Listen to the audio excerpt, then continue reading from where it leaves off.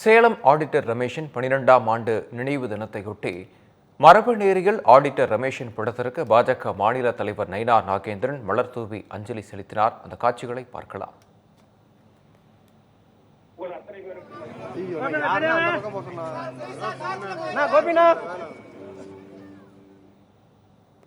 இது குறித்த விவரங்களை வழங்குவதற்காக இணைகிறார் எமது செய்தியாளர் கண்ணன். கண்ணன், விவரங்களை வழங்கலாம்.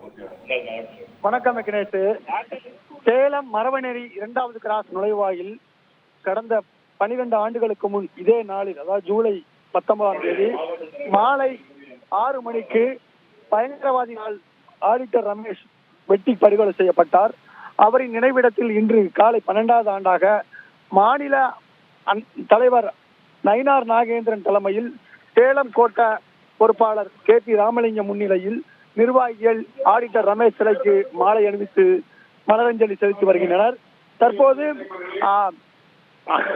பொதுமக்கள் மற்றும் பல்வேறு அமைப்புகளைச் சேர்ந்தவை, குறிப்பாக இந்து முன்னணியினர், RSS அமைப்பினர் மற்றும் பல்வேறு அமைப்பினர் பொதுமக்கள் திரளாக நின்று மலரஞ்சலி செலுத்தி வருகின்றனர். தொடர்ந்து தற்போது நினைவஞ்சலி கூட்டம் நடந்து கொண்டிருக்கிறது.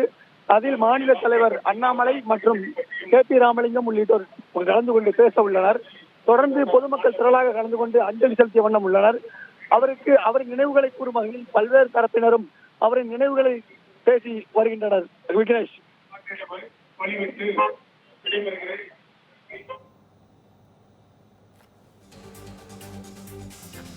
விவரங்களுக்கு நன்றி கண்ணன்.